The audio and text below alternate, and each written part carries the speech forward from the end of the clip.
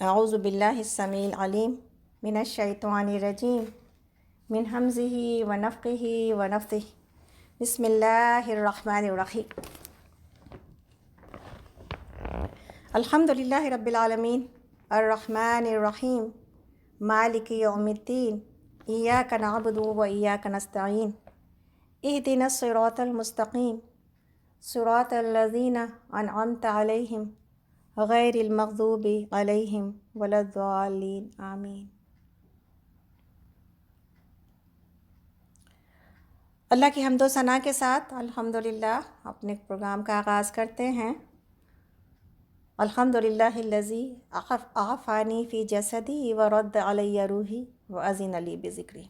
شکر ہے اس ذات کا جس نے ہمیں ہمارے جسموں میں عافیت عطا کی، اور شکر ہے اس ذات کا جس نے ہماری روحوں کو ہمارے جسموں میں واپس لوٹایا، اور شکر ہے اس ذات کا جس نے کہ ہمیں دوبارہ سے اپنے ذکر کی ہمیں اور اپنے یاد کی اور اپنے عبادت کی ہمیں دوبارہ مہلت عطا کی۔ الحمدللہ ثم الحمدللہ ثم الحمدللہ۔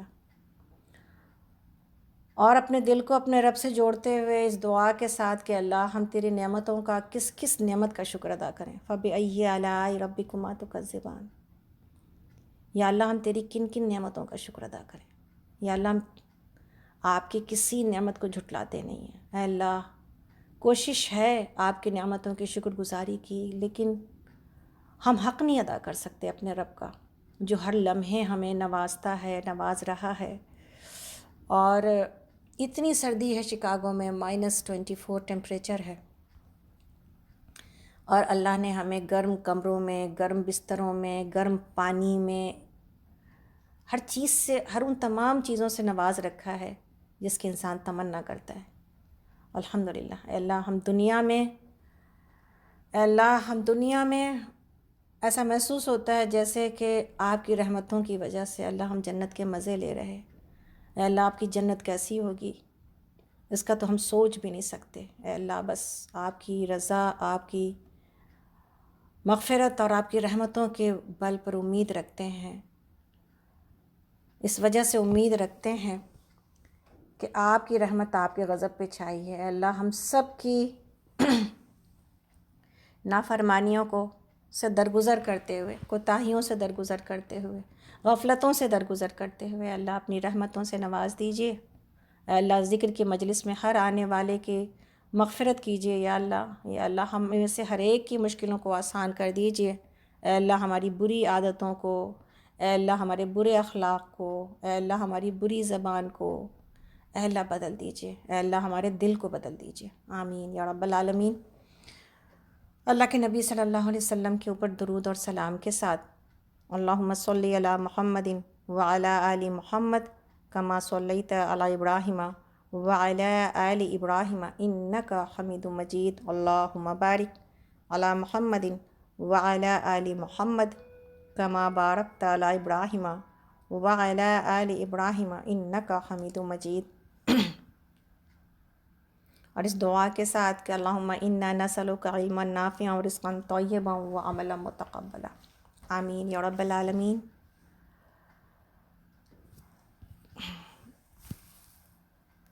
اور اس دعا کے ساتھ کہ رب اشرح لی صدری ویسر لی امری واحلل عقدۃ من لسانی یفقہوا قولی واجعل لی وزیرا من اہلی ربنا زدنا علما ربنا زدنا علما ربنا زدنا علما اللہم فقہنا فی الدین اللہم فقہنا فی الدین اللہم فقہنا فی الدین۔ آمین یا رب العالمین۔ آج جیسا کہ آپ سب کو پتہ ہے 8 فروری ہے 2021، منڈے کا دن ہے، اور آج ہم منڈے درس کے 33ویں کلاس کی طرف رواں دواں ہیں۔ آج انشاءاللہ تعالی ہم نماز نبوی کا 4تھ پارٹ یعنی چوتھی قسط شروع کر رہے ہیں۔ میرا نام نکھت حیدر ہے۔ السلام علیکم ورحمۃ اللہ وبرکاتہ۔ اور ان تمام لوگوں کو جو کہ اسکائپ پر ہیں، جو فیس بک پر ہیں، اور جو لوگ کے فون پر ہیں، سبوں کو اہلاً و سہلاً مرحبا۔ تو آج انشاءاللہ تعالی پیچھے ہم لوگوں نے نماز کی اہمیت اور اس سلسلے میں سلف کے نبی صلی اللہ علیہ وسلم کی نماز سے محبت، صحابہ کی نماز سے محبت اور اس سلسلے میں نیک لوگوں کی نماز سے محبت، یہ ہم ساری پڑھائے اور بہت کچھ سیکھا. ہمیں واقعتاً اپنی پچھلی کلاس سے اتنا زیادہ فائدہ ہوا، اور ہمیں امید ہے کہ آپ سب کو ہوا ہوگا کہ جب ہم نے چند نمونے پڑھے تھے اور ان کی محنتیں دیکھی تھیں، اور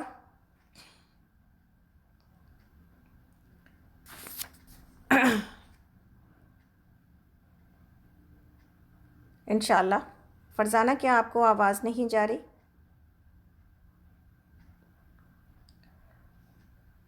کوئی لکھ دے فرزانہ کو پلیز، کوئی ہیلپ کرے فیس بک کے اوپر کہ پروگرام شروع ہو چکا ہے.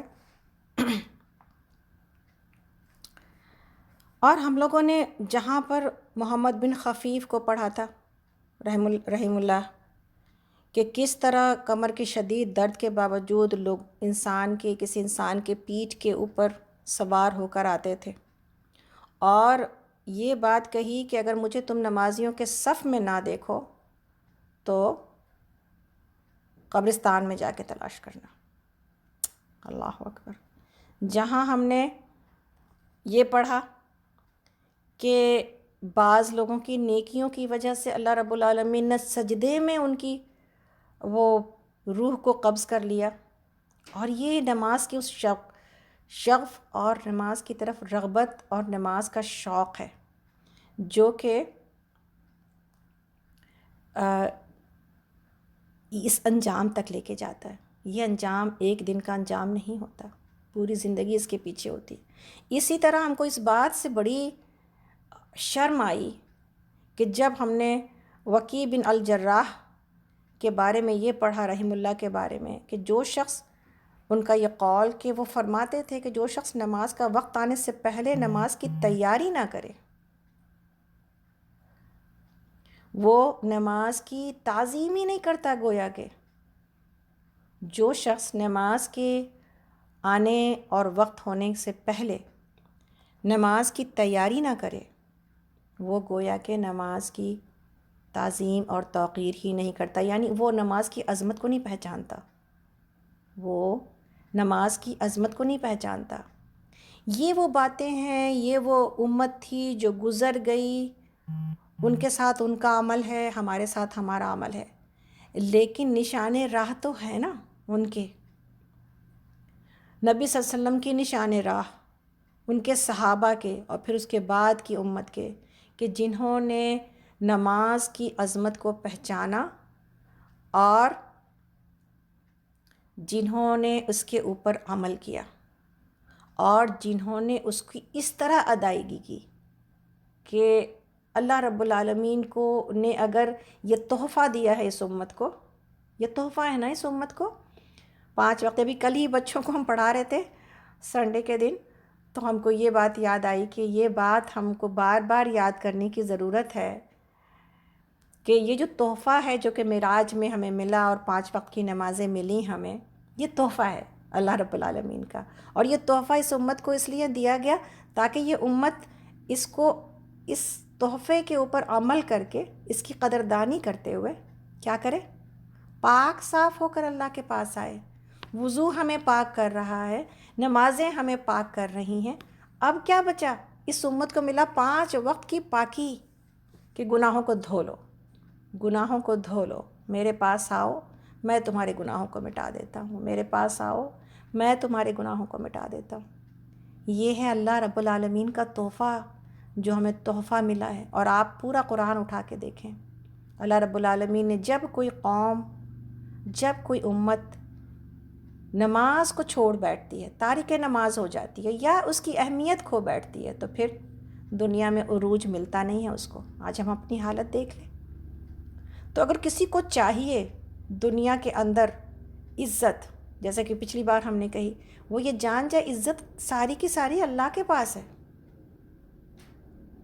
تو اللہ سے قربت اختیار کی جائے گی تو عزت پائے گا، اللہ سے دوری اختیار کی جائے گی تو عزت نہیں ملے گی.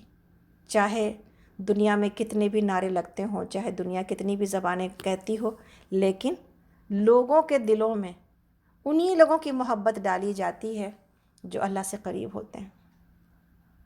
تو یہ نمازیں ہمارے لیے یہ ہیں۔ اور جو بچوں کی بات تھی وہ کیا تھی؟ وہ یہ تھی کہ ہم یہ نہ بھول جائیں کہ ایک نماز کا اجر نہیں لاتی، ایک نماز 10 نمازوں کا اجر لے کے آتی ہے۔ یعنی کہ ان 5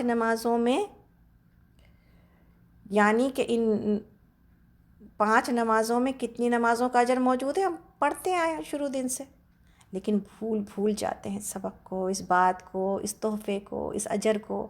50 نمازوں کا اجر ہے، 50 نمازوں کا اجر ہے، سبحان اللہ۔ تو آپ اور ہم یہ دیکھیں کہ اصل چیز یہ نہیں ہے کہ میں نے نماز پڑھ لی ہے، اصل چیز یہ ہے کہ میں نے کیسے پڑھی ہے۔ جو روح ہے نا، اس کو پیدا کرنے کی ضرورت ہے انشاءاللہ تعالی۔ تو آج ہم کیا پڑھنے لگے ہیں؟ نماز نبوی میں آج انشاءاللہ تعالی ہم یہ پڑھیں گے طہارت کے بارے میں، کلینلینس کے بارے میں، صفائی کے بارے میں، اس لیے کہ حدیث کیا ہے؟ حدیث یہ ہے کہ طہارت کے بغیر نماز قبول نہیں ہوتی۔ لا تقبل صلاۃ بغیر طہور، نبی صلی اللہ علیہ وسلم نے فرمایا۔ تو گویا کہ، اور صحیح مسلم کی یہ حدیث ہے، گویا کہ سب سے پہلے اگر کوئی چاہتا ہے کہ اس کی نمازیں قبول ہو جائیں تو سب سے پہلے اس کو طہارت کے بارے میں سوچنا ہے، پاکیزگی کے بارے میں سوچنا ہے۔ اور طہارت کیا ہے؟ طہارت کیسے حاصل کی جاتی ہے؟ ہم اس لیے، آپ میں سے ہم کو کوئی ڈاؤٹ نہیں ہے کہ آپ میں سے کسی کو یہ سب کچھ آتا نہیں ہے، الحمدللہ ہم لوگ یہ بات بہت اچھی طرح بچپن سے جانتے ہیں۔ لیکن آج جب نئے سرے سے نماز کو پڑھا جا رہا ہے ایک نماز نبوی کے انداز میں، کہ اللہ کے نبی صلی اللہ علیہ وسلم نے کیا کیا اور ان کی تعلیمات کیا ہیں، تو اپنی سمجھ بوجھ کو، اپنے عمل کو انشاءاللہ تعالیٰ اس سے میچ کرنے کی کوشش کرتے ہیں۔ میری کہاں کہاں پر کمی موجود ہے، اور اگر کسی کے پاس کوئی کمی نہیں ہے انشاءاللہ تعالیٰ، تو پھر وہ تو بہت کامیاب ہے، جس نے کہ اتنے دن پہلے سے ساری چیزیں سیکھ لیں، یا ساری جو اس کے پاس علم ہے وہ سارا کا سارا صحیح تھا، اور اس نے ویسے ہی وضو اور ویسی ہی طہارت کے ساتھ اپنی نماز ادا کی ہے۔ اور اگر کسی کے پاس یہ دکھ ہو گیا کہ ارے میں تو یہ بات مجھے تو معلوم نہیں تھی، تو پھر اب اس کا کیا؟ اس کا کیا ہے؟ کیا وہ اس کی پہلے کی پڑھی ہوئی نمازیں سب بیکار ہو گئیں؟ ایسا نہیں ہے، ایسا نہیں ہے۔ جس کو یہ پتہ چل جائے کہ اس کو سب کچھ پتہ تھا، الحمدللہ اللہ کا شکر ادا کرے، اس لیے کہ ہر علم اور ہر نعمت اللہ ہی کی طرف سے ہے، میرا اور آپ کا کوئی کمال نہیں ہے۔ آف کورس محنت ہے، جس کی قدردانی اللہ تعالیٰ کرتے ہوئے کسی کو اور زیادہ نواز دیتے ہیں، اور یہی بات بتائی جاتی ہے کہ وَإِن شَكَرْتُمْ لَأَزِيدَنَّكُمْ، اگر تم شکر ادا کرتے رہو گے تو میں تم کو اور دوں گا، میں تم کو اور دوں گا۔ تو یہ شکر گزاری جو ہے نا، وہ اپنے آپ کو اللہ کے آگے جھکاتے رہنے کا معاملہ ہے۔ یہ شکر گزاری محض الحمدللہ نہیں ہے، شکر گزاری اللہ کی نافرمانی سے بچنے میں ہے، نہ کہ جو دلائے وہ کرتے رہیں اور پھر اس کے بعد الحمدللہ کرتے رہیں۔ اور اللہ کا شکر ہے، الحمدللہ اللہ تعالیٰ نے ہم سب کو یہ فکر دے رکھی ہے۔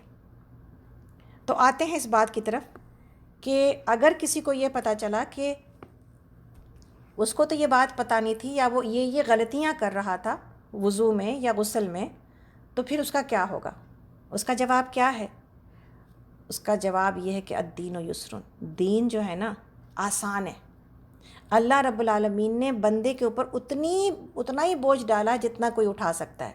اگر کسی کو پہلے سے خبر نہیں تھی اور کہیں سے مل بھی نہیں سکی، کچھ نہ کچھ تو اس کی کوششوں میں کمی تو ضرور ہے، لیکن بندہ آج معافی مانگے اور اس کے بعد اپنی اصلاح کر لے تو کیا ہے؟ پھر اس کے بعد اس کی ساری چیزیں اللہ رب العالمین سارے گناہوں کو پیچھے مٹا دیتے ہیں، اور اس کے اب کی ساری چیزوں کو محض نہیں قبول کر لیتے، بلکہ پیچھے کی بھی کمی کو اللہ رب العالمین دور کر دیتے ہیں۔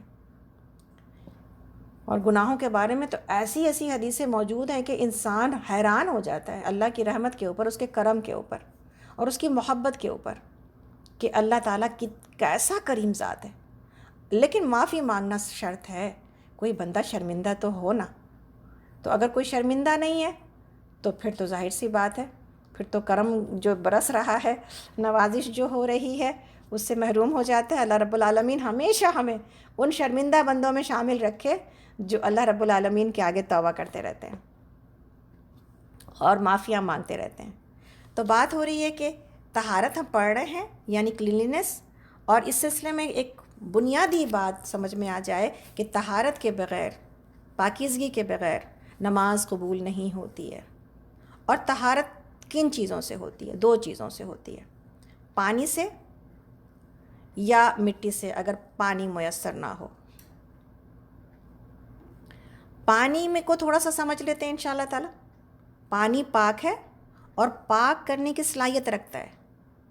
پانی پاک ہے اور پاک کرنے کی صلاحیت رکھتا ہے۔ نبی صلی اللہ علیہ وسلم نے کہا الماء طہور لا ینجسہ شیء، پانی پاک ہے اور دوسری چیزوں کو پاک کرنے کی صلاحیت رکھتا ہے، اسے کوئی چیز ناپاک نہیں کرتی۔ اسی طرح سمندری پانی کے بارے میں جب نبی صلی اللہ علیہ وسلم سے پوچھا گیا تو آپ نے کہا ہو الطہور ماؤہ، کہ وہ سمندر کا پانی پاک ہے اور پاک کرنے والا ہے۔ تو اس اعتبار سے پانی پاکی کے لیے استعمال کیا جاتا ہے، ہم سب کرتے ہیں، غسل کے لیے بھی، وضو کے لیے بھی۔ پانی کے بارے میں یہ بات سمجھ لیں کہ پانی 3 طرح کی چیزیں پانی میں اگر پائی جائیں تو پھر پانی ناپاک ہے، ادروائز پانی پاک ہے۔ مثلا اگر پانی کا جو ہے وہ رنگ بدلا ہوا ہو، رنگ، پانی کا جو رنگ ہے، اگر اس سے پانی کا رنگ بدلا ہوا ہو، اگر وجہ پتہ ہے، مثلا کہ اب تالاب کا پانی ہے، ٹھیک ہے، تو ہم دیکھتے ہیں کہ تالاب کا پانی میں مٹی ملی ہوتی ہے، اس لیے گدلا ہوتا ہے پانی، یا کچھ ہری چیز اگر تالاب کے اوپر چھا جاتی ہے تو اس کی وجہ سے اس کا رنگ چینج ہو جاتا ہے۔ وجہ پتہ ہے، جو ناپاک نہیں ہے، مٹی تو پہلے پاک ہے اور پودے بھی ناپاک نہیں ہیں، تو پھر اگر رنگ اس کا پانی کا بدلا ہوا ہو تو ڈاؤٹ ہے۔ اگر اس کی بو، اس میں سے بدبو آ رہی ہے تو پھر ڈاؤٹ ہے۔ اس میں سے اگر مزہ خراب ہے تو پھر ڈاؤٹ ہے۔ تو اگر یہ تینوں چیزیں ٹھیک ہیں پانی کی تو پانی پاک ہے۔ اس میں سے کوئی ایک چیز بھی اگر نہ پائی جائے تو پانی ناپاک ہے۔ لیکن جیسا کہ ہم نے آپ کو بتایا کہ 2 چیزیں ہوتی ہیں، ایک تو یہ کہ پانی کی مقدار کہ کوانٹٹی کتنی ہے، اور اگر یہ پانی بڑا ہے، مثلا 4 کوئنٹل اور اس سے زیادہ ہے، تو پھر پانی میں جو بھی چیز جا رہی ہو، کتے جا رہے ہیں، کوئی اور گندی چیز جا رہی ہے، پیشاب پخانے جا رہے ہیں، پانی اگر اس سے زیادہ ہے تو پانی کا کوئی مسئلہ نہیں ہے، پانی پاک ہی ہے۔ نبی صلی اللہ علیہ وسلم نے ایک کنواں جس میں کہ جو ہے وہ کبھی مردار کتے گر جاتے تھے، کبھی جو ہے کتا ڈوب کے اس کے اندر گر گیا، کبھی جو ہے وہ اس میں حیض کے کپڑے کوئی چلے جاتے تھے، پیریڈ والے کپڑے، نبی صلی اللہ علیہ وسلم نے کہا کہ اس کا پانی پاک ہی ہے، اس لیے کہ پانی کی مقدار پانی کو پاک بناتی ہے۔ پانی اگر بہتا ہوا ہے، پانی اگر زیادہ ہے تو انشاءاللہ پانی پاک ہی ہے۔ اسی طرح کہیں پر کوئی مٹی، کہیں پر پانی گڑھے میں جمع ہے اور مٹی کا رنگ ہے اس کا، اور بڑا گڑھا ہے، تو پھر اس کو پاک ہی مانا جائے گا۔ ہم نے یہ ساری باتیں اس لیے بتائیں کہ کبھی کوئی انسان ایسے راستے میں کہیں پر ایسی جگہ پر گر بھی جائے تو مسئلہ معلوم ہونا چاہیے، اور اگر نہیں بھی گرے، اب تو اللہ کا شکر ہے الحمدللہ، ہمیں ان مسائل سے اللہ تعالیٰ نے ہمیں آسان بنا دیا کہ ہمارے لیے پاک پانی تلاش کرنا کوئی مشکل کام نہیں ہے، ہر جگہ نل لگے ہوئے ہیں اور ہر جگہ چیزیں موجود ہیں۔ اور اس کے بعد پانی کے علاوہ اگر پاک پانی موجود نہیں ہے تو پھر انسان کیا کرے گا؟ مٹی پاک ہے اور مٹی سے انسان تیمم کرے گا، تو لیکن اس سے پہلے پانی کو ڈھونڈا جائے گا۔ 3 شرائط ہیں تیمم کے، تب کہیں جا کر تیمم ویلڈ ہوتا ہے۔ انشاءاللہ تیمم کے باب میں پڑھیں گے، لیکن ابھی جب کہ بات ہو رہی ہے پاکی کی تو انشاءاللہ اس کو کلیئر ہونا ضروری ہے کہ 3 شرائط ہیں جس کے بغیر، جس کے ہوتے ہوئے تیمم نہیں کیا جا سکتا۔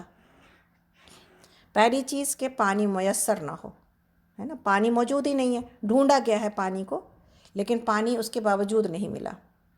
میسر نہیں کا مطلب یہ نہیں ہے کہ ہم میں سے کوئی گاڑی میں پانی نہیں ہے تو ہم نے کہا چلو بھئی مٹی سے تیمم کر لیتے ہیں اور اس کے بعد ہم پڑھ لیتے ہیں اگر ہم سفر میں ہیں۔ لیکن اگر ہم کسی گیس اسٹیشن پر رکیں تو پانی تو مل جائے گا نا ہمیں، تو پانی ڈھونڈا جائے گا اور پھر میسر نہیں آئے گا تو پھر تیمم کیا جائے گا، تب ویلڈ ہے تیمم۔ دوسری چیز ہے کہ پانی موجود ہے لیکن پاک نہیں ہے،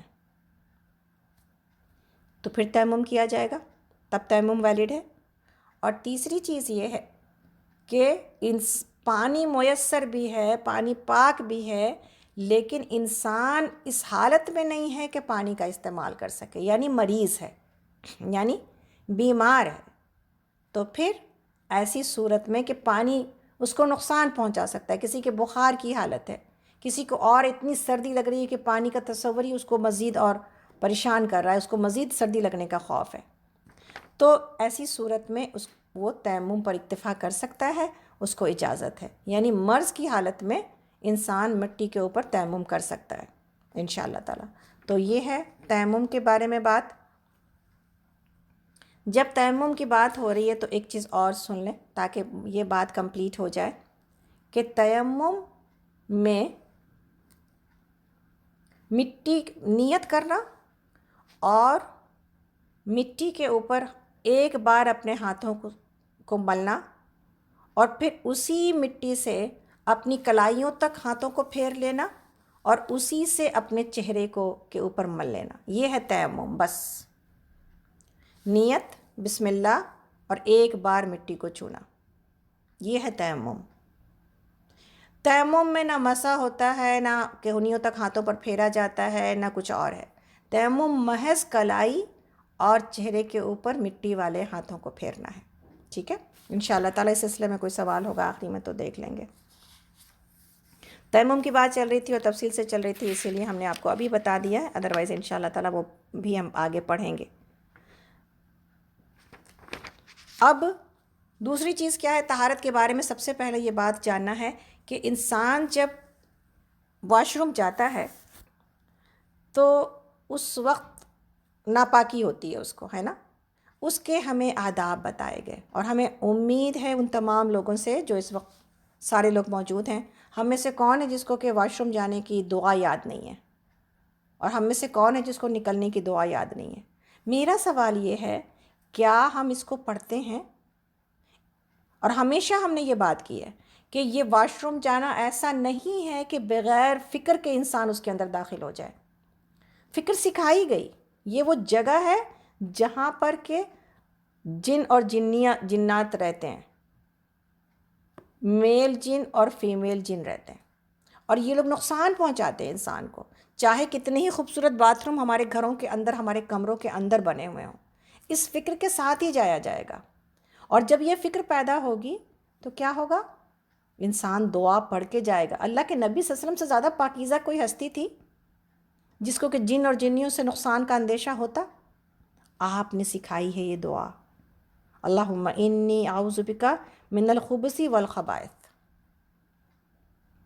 اور اس سے پہلے جو ایک اور حدیث ہے مسلم میں جس میں کہ بسم اللہ بھی کہا گیا، یعنی بسم اللہ اللہم انی اعوذ بک من الخبث والخبائث، یہ دعا ضروری ہے واش روم جانے سے پہلے پڑھنا۔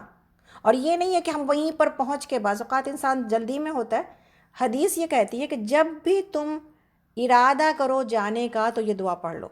تو یہ دعا پہلے بھی پڑھی جا سکتی ہے، جاتے ہوئے راستے میں پڑھی جا سکتی ہے تاکہ یہ دعا بھول نہ جائے، یا یہ کہ انسان اس دعا کو پڑھنے سے پہلے داخل نہ ہو جائے۔ تو کوشش کیا کرنی چاہیے؟ کوشش یہ کرنی چاہیے کہ انسان اس دعا کو پڑھے، پہلے جب ارادہ کرے پڑھ لے، پھر اس کے بعد بایاں پیر اندر ڈالے، نبی صلی اللہ علیہ وسلم کے طریقے پر عمل کرے، اور پھر نکلتے وقت میں داہنا باہر یعنی رائٹ فٹ باہر نکلے گا، اور دعا کیا پڑھی جائے گی؟ غفرانک، غفرانک، اے اللہ ہمیں معاف کر دیجئے۔ ایک اور دعا بتائی جاتی ہے جو بچپن سے ہمیں یاد بھی ہوگی، پڑھنے میں کوئی حرج نہیں ہے، نبی صلی اللہ علیہ وسلم کی سنت سے زیادہ تر یہی دعا ثابت ہے، آپ نے پڑھا ہے غفرانک۔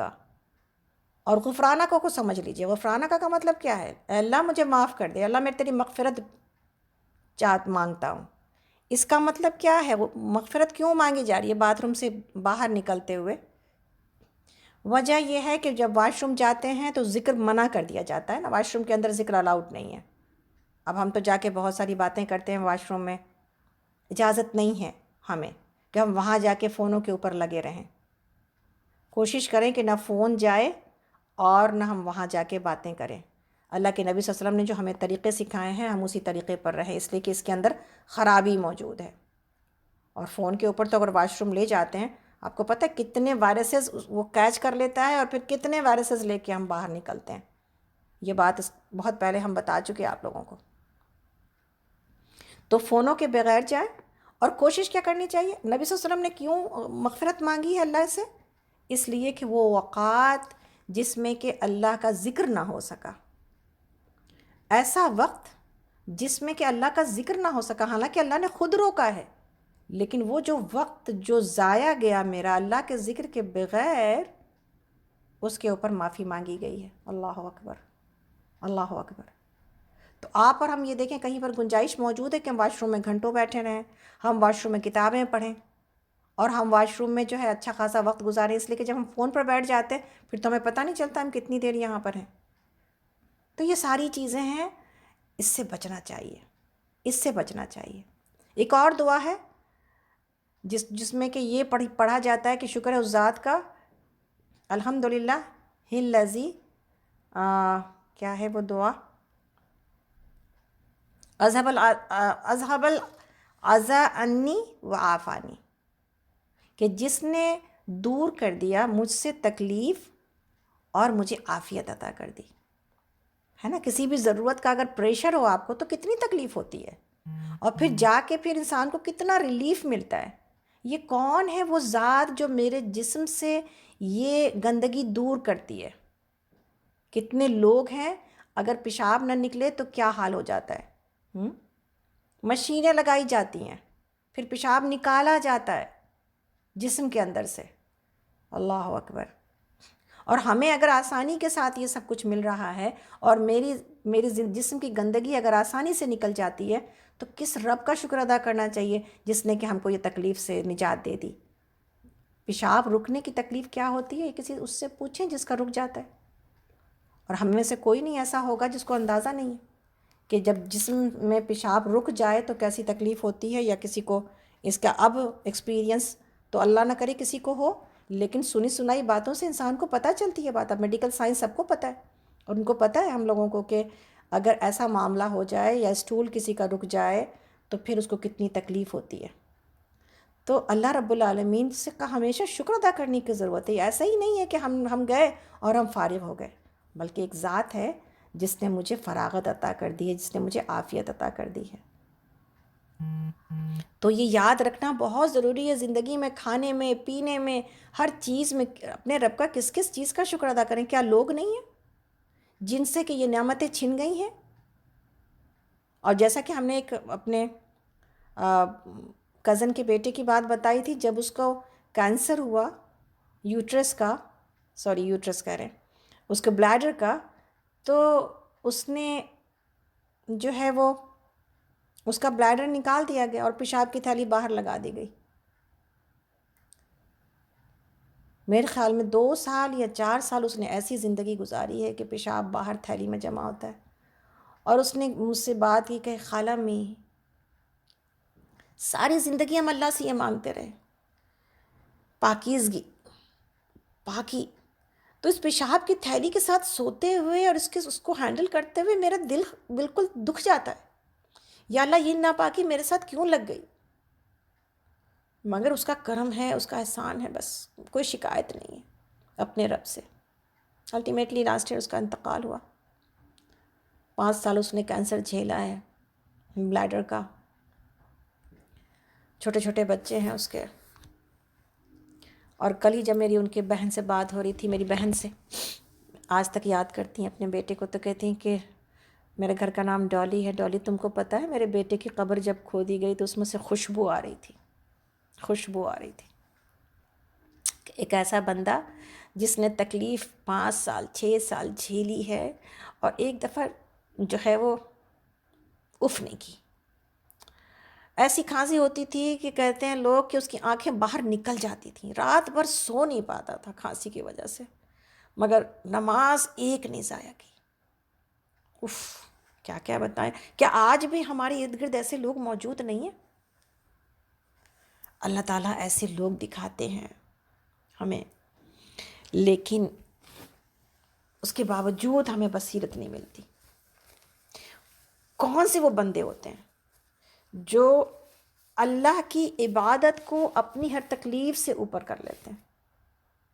کون سے ہوتے ہیں وہ لوگ؟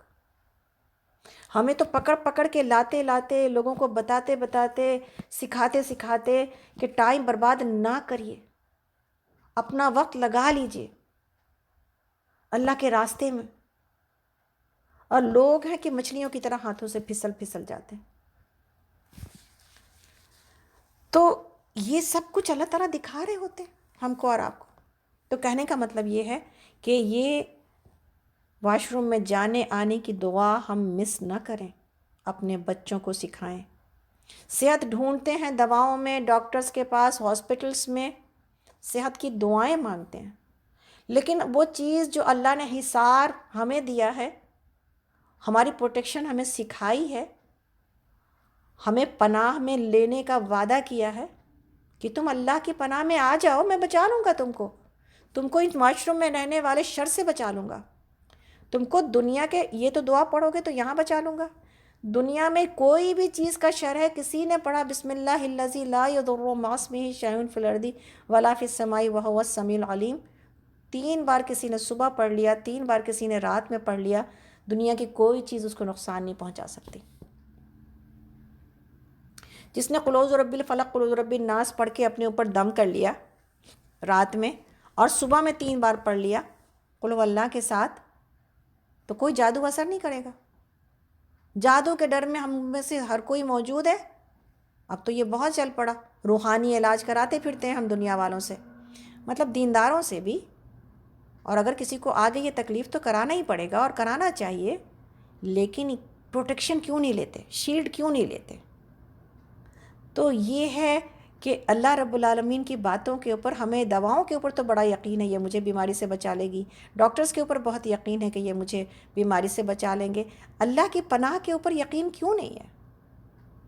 تو بس ایمان ہی کو بڑھانے کی ضرورت ہے نا، کہ جو مجھے یہ سکھاتا ہے کہ صبح اٹھتے ہی اس فکر کے ساتھ صبح کی جائے گی اور اپنے اوپر حصار لگایا جائے گا، مومن کو اپنے قلعے کے اندر آنا ہوگا، اس لیے کہ شیاطین بھی موجود ہیں اور شر بھی موجود ہے۔ تو یہ دعا انشاءاللہ تعالی ہمیں امید ہے کہ آپ سب آئندہ سے اس دعا کو بھولیں گے نہیں، جو واش روم جانے آنے کی ہے، جو واش روم جانے آنے کی ہے۔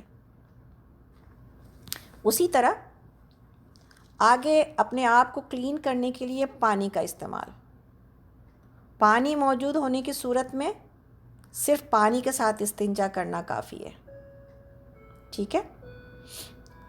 نبی صلی اللہ علیہ وسلم پانی کے ساتھ استنجا کیا کرتے تھے، لیکن ایک سہولت جو کہ پانی کی عدم موجودگی میں پتھر یا مٹی کے ڈھیروں سے، یہ استنجا درست ہے، یہ استنجا درست ہے۔ اسی میں پانی کی عدم موجودگی میں مٹی یا ڈھیروں سے استنجا کرنا یہ ابھی ویلڈ ہے، یہ منسوخ نہیں ہوا یہ حکم کہ جہاں پہ پانی نہ ملے وہاں پر انسان اس سے کر لے۔ اسی کے آج کے دور میں اس کی سہولت کو سمجھنے کے لیے یہ سمجھیں کہ یہ جو ٹوائلٹ پیپرز ہوتے ہیں، اس کے ساتھ استنجا کیا جا سکتا ہے، اجازت ہے، اجازت ہے، اس لیے علماء نے دی ہے، اس لیے کہ پیپر جو ہے نا وہ مٹی اور ڈھیلوں سے زیادہ بہتر طریقے سے، اگر مٹی اور ڈھیلے سے اجازت ہے تو ٹوائلٹ پیپرز یہ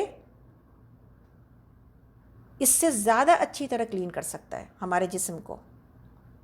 اس لیے اگر کسی کو پانی نہ ملے، یہ تو کہتے ہیں نا کہ پانی تو وہاں یعنی واش روم میں موجود ہی ہوتا ہے ٹیپس کے اندر، لیکن اگر کوئی لا نہ سکے، اس کو کوئی اپنے پاس باٹل رکھتا ہے اور پھر وہاں سے وہ پانی لے کے جا کے اپنی اس ضرورت کو پوری کرتا ہے، ویل اینڈ گڈ، بہت اچھی بات ہے، اس لیے کہ پانی کو فضیلت حاصل ہے، پانی سے صفائی کو فضیلت حاصل ہے۔ لیکن اگر کسی وجہ سے انسان کو نہیں میسر ہے وہاں پر کوئی چیز جس سے پانی کو کیری کر سکے اور لے جا سکے اندر میں، تو پھر وہ کیا کرے؟ وہ نیپکن استعمال کرے، لیکن اس کا ایک طریقہ ہے، اور وہ طریقہ کیا ہے؟ کم سے کم 3 بار استعمال کیا جائے گا۔ نبی صلی اللہ علیہ وسلم نے 3 ڈھولوں سے کم کے ساتھ استنجا کرنے سے منع فرمایا ہے۔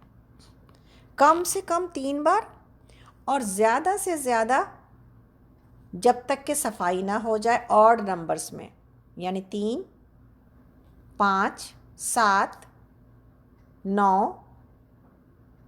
تو اس طرح انسان اپنے آپ کو صاف کر سکتا ہے، یہ ویلڈ ہے، اس میں کوئی جو ہے نا کوئی ایسی بات نہیں ہے جس کی وجہ سے انسان کہے کہ ہائے میں نے پانی نہیں استعمال کیا تو اب تو میں آگے غسل کروں گی پہلے، اس کے بعد ہی میں نماز پڑھ سکتی ہوں۔ نہیں، وہاں پر اس طرح کی صفائی کرنے کے بعد ایون وہیں پر وضو کر کے وہیں پر بھی نماز پڑھی جا سکتی ہے، اس میں کوئی حرج نہیں ہے۔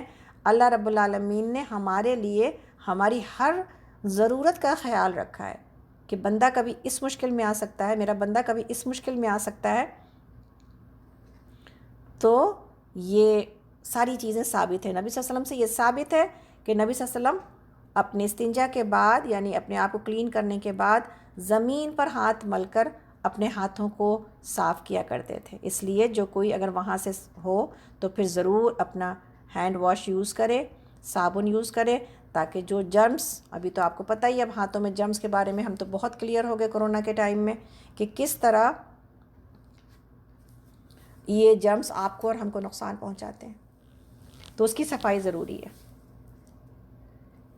ایک مسلمان کو، ہم کو اور آپ کو نماز کے لیے 3 طرح کی پاکیزگی حاصل کرنا ضروری ہے۔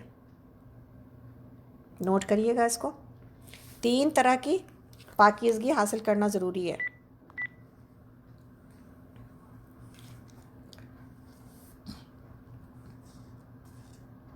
پہلا، بدن پاک ہونا، جو کہ غسل اور وضو سے ہوتا ہے، ہم نے پڑھا ہے۔